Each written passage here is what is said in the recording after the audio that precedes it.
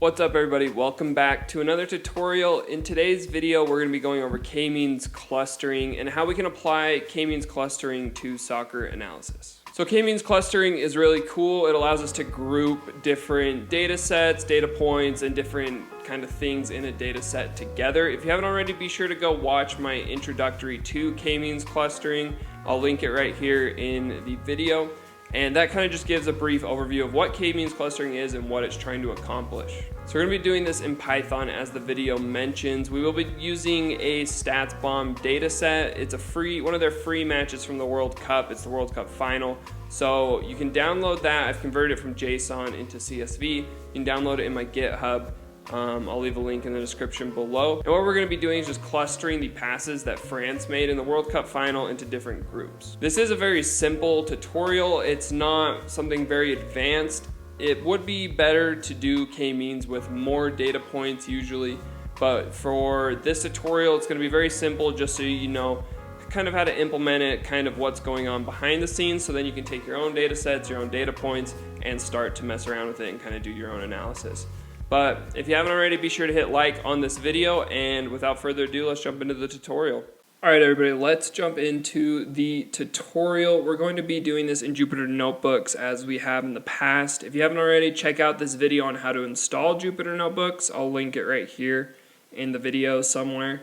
But what we're going to be doing is just a simple K-means introduction, how to implement this in Python. And this isn't going to be a very advanced, analysis or tutorial. Mainly it's just going to show us how we are going to be able to implement this in Python and kind of the code necessary to be able to group everything, create the clusters, and then as well plot it onto a pitch. What we're going to be doing is we're going to be using StatsBomb free data. I've downloaded one of their matches. I've converted it from JSON into a CSV. You can download it in my GitHub, which is a link in the description. You can download it in the GitHub. The CSV is called K-means tutorial, and then as well I'll upload this file, which will just be called K-means tutorial. I'll upload that into GitHub as well. So the match we're going to be looking at is the World Cup final of 2018. StatsBomb provided all of the World Cup from 2018. They provided all of the free data for that. So it's a really cool thing to have, and it's really cool free data that we can work with. So we're just going to be looking at the World Cup final, and specifically we're going to be looking at France's basically their pass clusters from that match. And so what we're going to do, I've already, like I said, I downloaded the file, converted it from JSON to a CSV, and so we're just going to upload that CSV, and then we will do a little bit of data manipulation so that we can create a K-means cluster method algorithm thing. So here's what we're going to do. So first we're going to start off by importing the necessary libraries and packages. The first one we're going to use is pandas because we use that every single time. So import pandas as PD, not PAD, PD. And then the next one is numpy, so we're going to say import numpy as NP.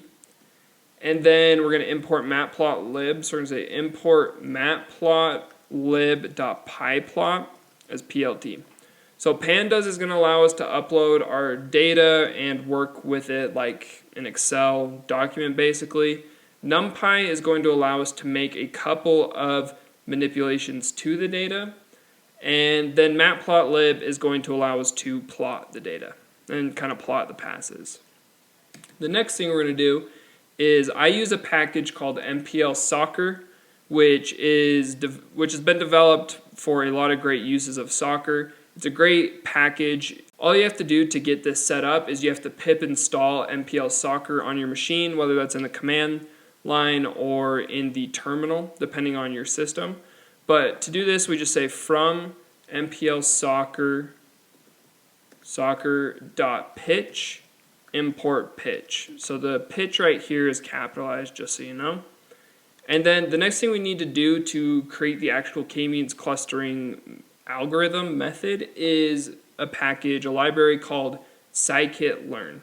So what we're going to do is we're going to say from sklearn.cluster import K K-means, just like that. So the K and M are capitalized. So this is going to allow us to use the K-means method and algorithm to be able to create the clusters and kind of group the data together. So I'll run that, and then the next step that we need to do is we need to import data. So we're going to use pandas to do this. We're going to create a data frame, which is essentially just an Excel file that we can work with in Python. So we'll say df data frame equals pd.read_csv, then parentheses, and then single quotations, and then the file is called KMeans tutorial.csv. So this is if you're following along. If you're not following along, then upload whatever file you're working with. And so we can look at the actual file and we can see that it's going to be very messy. So if we say df.head, we can see that we have a ton of columns and a ton of data and everything. So what we're going to do is we are going to kind of filter the data down and manipulate the data so that we just have the team, the type of the type of play that it was, and then the start location and the end location of the passes. So to do this, as you can tell, you're probably thinking hey, which column am I supposed to use? How do I know where the data is even located in which column? So the easiest way to do this is we can just say df.columns, and it prints out all of the columns in our thing in alphabetical order. All the columns in our data frame are right here. So the ones that we're going to want to use are, we're going to want to use team, which is down here, team, and then as well we want to use type, which is going to make it so we can filter by passes, and then we want to use location, which is right here, location, and then we want to use pass and location right here. So what we're going to do is we're just going to basically create the data frame again, but just with those columns. So the way we do this is we say df equals df, and then if you hit two brackets like this, bracket, bracket, so we need to make sure that we have a set of brackets on the inside of our brackets, and then we're just going to pass in strings. Basically we're going to pass in a list of all the column names that we want. So we want team, and then we're going to put a comma, and then another string, essentially. We're going to say type, and then a comma, then location, comma, and then pass underscore end underscore location. So you need to make sure that these line up exactly how they're spelled as column names. And this is going to make it so that we only have these columns in our data frame. We can do it, and then we can look at it again if we say df.head. So this shows us our top 5 rows. As we can see now, these are the first 5 rows of the actual data frame. And then the next thing that we want to do is we want to filter it so that we only have, we're going to be just looking at France. So we want to make it so that our team is only France and that our type is only a pass. So to do this, we just basically do another data frame. I'm going to create a couple more rows so it's more in the center. And we say df equals df and then brackets, and then we need to put parentheses here, so we'll say parentheses, and then on the inside of this we're going to say df brackets, the apostrophe, the string quotations, and we're going to say team. Then on the outside of these brackets we're going to say double equal sign and then France. So it's a little bit confusing what's going on, but basically we're just saying the data frame is equal to the data frame, where data frame team equals France, and then on the outside of the parentheses we want to put the on the outside of the parentheses we want to put the and sign. So outside of the parentheses, inside of the bracket, you put the and sign, and then we're just going to do another set of parentheses, and we're going to say df and then brackets and then the strings, and we're going to say type. On the outside of the brackets, inside the parentheses, we'll say double equal sign and then pass, like that. So you make sure that they're spelt correctly. So this is just the way that we can filter down our actual data frame into the kind of the rows and columns that we want. And then on the end of this, as you can see right here, it's fine. It says 0, 1, 2, 3, 4. And if we just ran this, what it's doing is it's just going to filter out the rows. It's not going to reset this index, is what this is called, the row numbers. So we can do it again. We can say df.head. So right here, as we can see now, it's like 11, 24, 25. So what we want to do is we want to, at the end of this whole thing right here, we want to put dot reset underscore index parentheses. And so that's going to reset this index right here to be 0, 1, 2, 3, 4, as we can see right there. So these are just the first 5 rows of our actual data frame. But now what we need to do is, as you can tell, our X and our Y locations are in these list thing right here. And we actually want to get the individual ones and make them into individual columns. So I messed around with this for a little bit, and as you can tell, it looks like this is like a list of some sort, but as we upload it, we can say df.location.dtype, and it's coming back with this dtype O. So this dtype O means object, or essentially it means that this is actually a string. This is not a list. And for some reason it does that when we upload the CSV.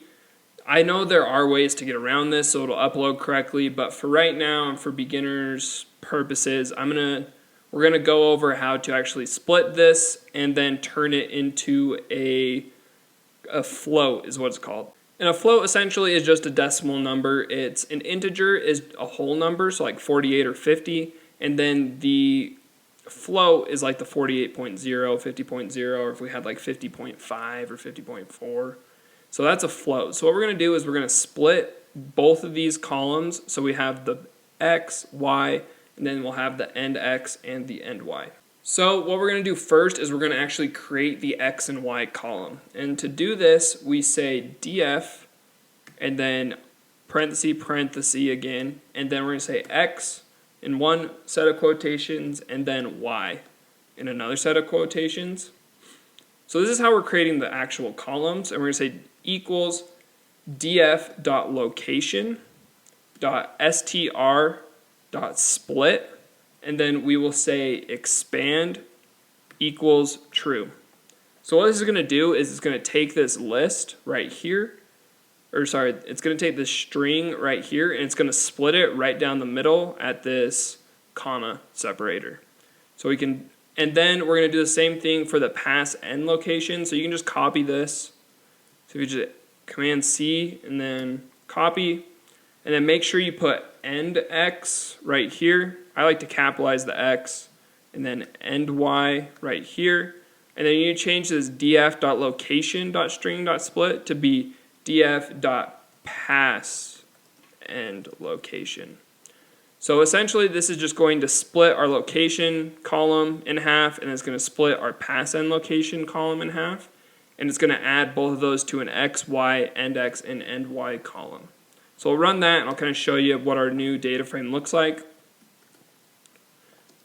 So now, as you can see, we have the X and the Y, the end X, and the end Y. But we don't want this bracket or the comma at the end, and we also don't want this bracket at the end of this one.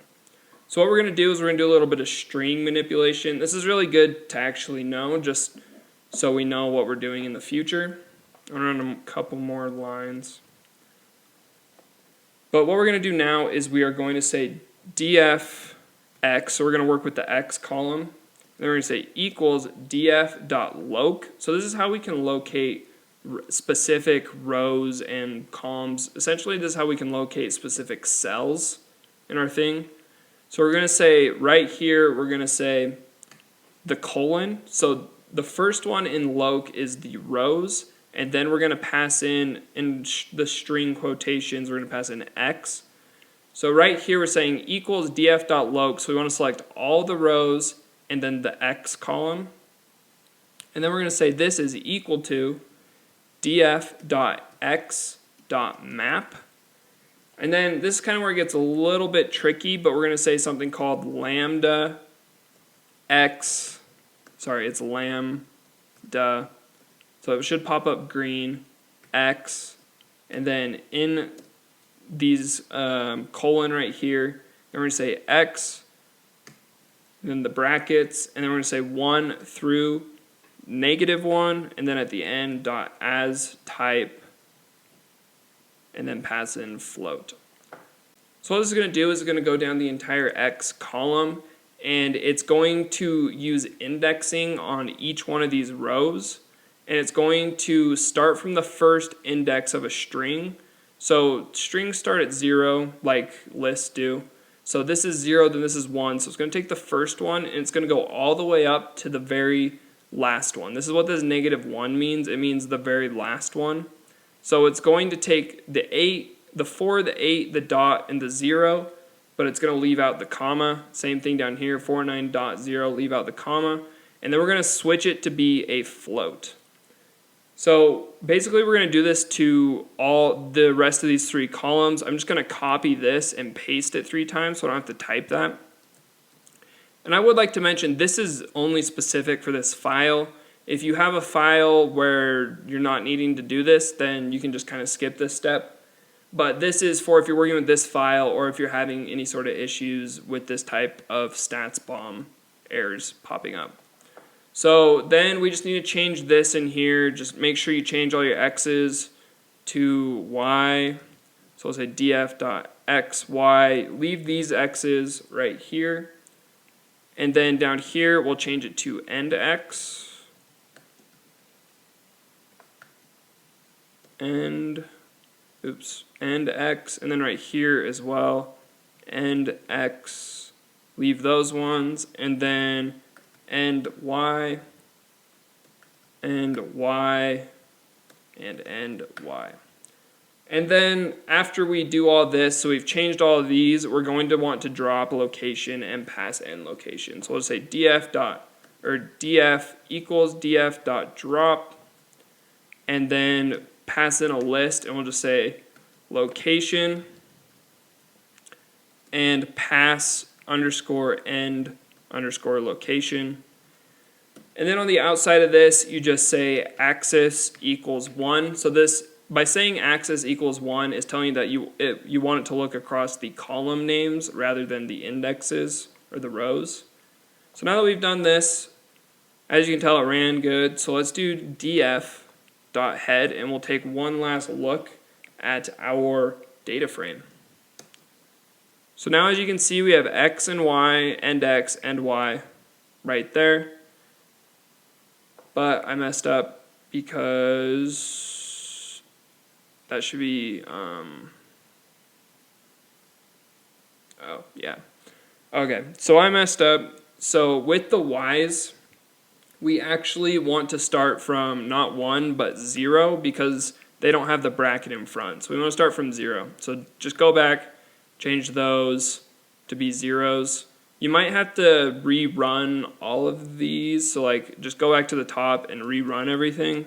Sorry, I did not mean to make that error.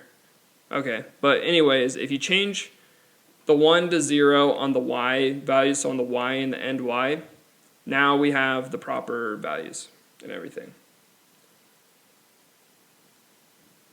So now that we have that, we can start to implement the KMeans algorithm. So what we're going to do is we're going to say capital X is equal to np.array. So we're going to create an array of our X, basically of our data frame.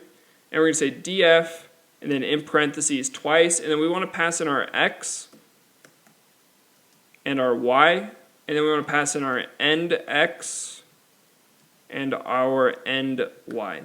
So make sure you have x equals np.array, parentheses, and on the inside of parentheses you have df, then double brackets, and then n, and then we'll have x, y, end x, end y. And then what we want to do is we want to create our KMeans basically algorithm.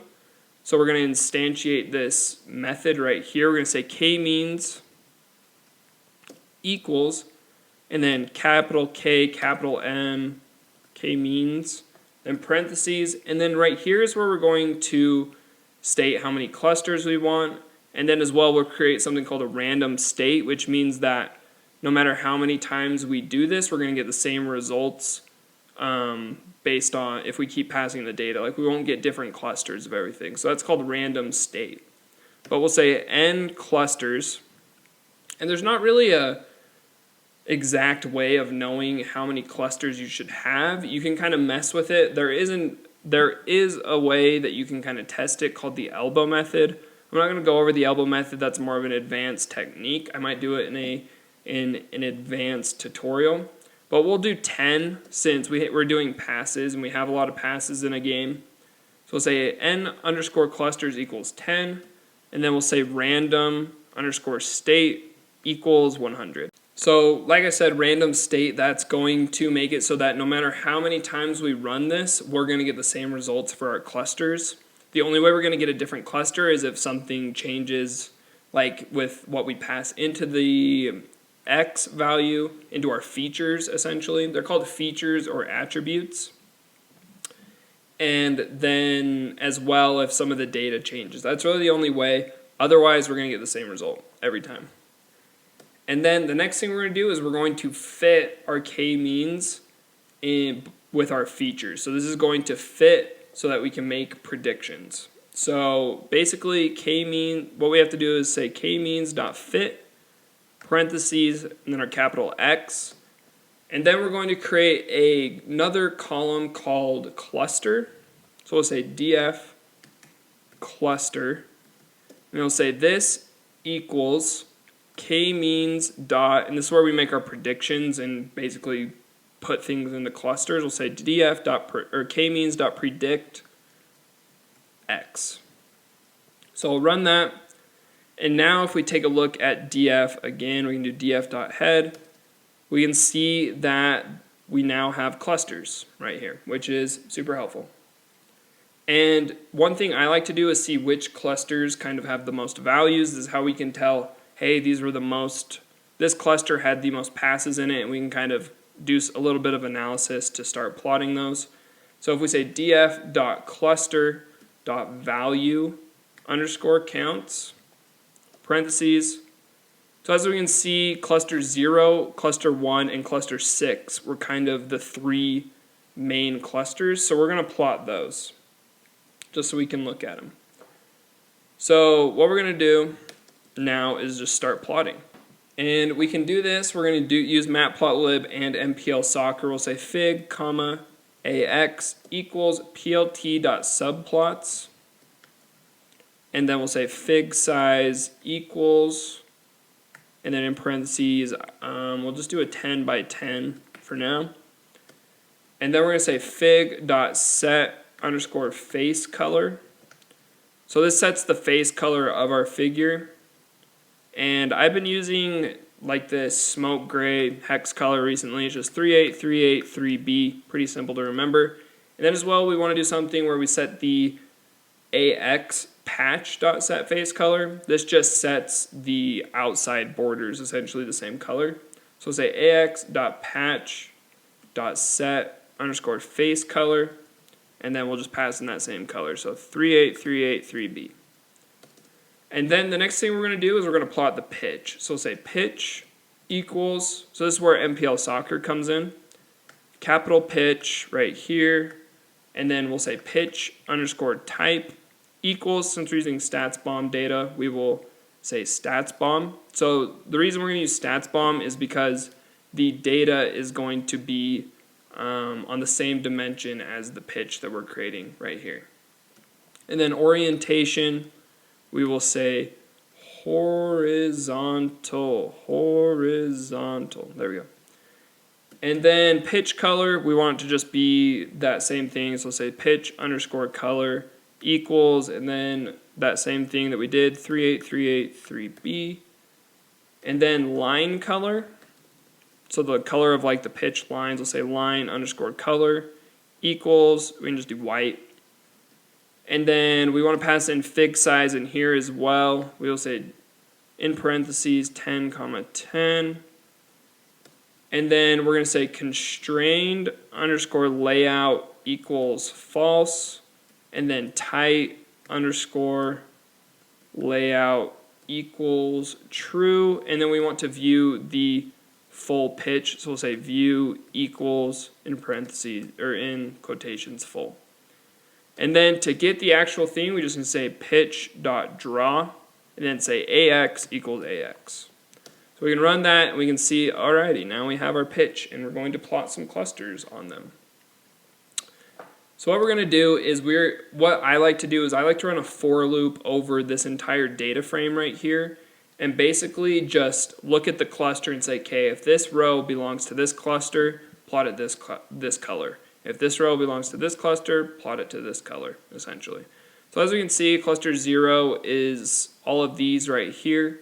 So what we're going to do is we're going to come back down to where we're creating our pitch, and we're going to say for x in range, length, and then we're going to pass in just a column. We'll probably just pass in this index one right here. We'll probably just pass in the x column so that it gets all the x values. So we'll say df, or let's do clusters, so it'll just go over all the clusters, essentially. df.cluster, then go to the end of this and put a colon. Then we'll say if df cluster, so like that, in brackets, and then we want to say x, so our row, essentially. So if df cluster, and then x, so we're going to start right here, and then x just means each row, essentially.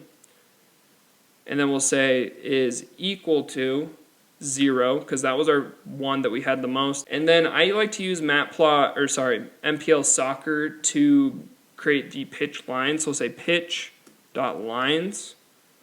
And then we need to pass in our x star, our y star, our x end, and our y end. So we'll say x start equals df, then we want to pass in our x, and then the row, and then we want to say y start equals df, y, and then the row, which is our x, and we want to say x end equals df brackets end x, and then our row, and then we want to say y end equals df end y x, and then we want to plot this a certain color, so we'll say color equals, you can just use this color that I used one time to do this, it's 74C69D, and then we'll give it a line width of 3 Z order, so this makes it so it's going to be on top, we'll say 2, and then I like to do comment, which basically makes it so it's kind of like tapered at the end, so it goes small to big, essentially. So we'll say comment equals true. And then we need to make sure that it's on the correct axis, so we'll say AX equals AX. So we'll just plot this cluster, and then I'll show you how we can do multiple clusters. So we plot this one, and then there we go. That is our actual cluster, and that is the most common cluster, I guess, for this actual match. So what we're going to do is we are going to then just copy all of this. You can copy all of this and just change the cluster. So I like to look at a couple of things. One, the most represented clusters, and then I like to also look at the one that's the most represented and the one that's the least represented.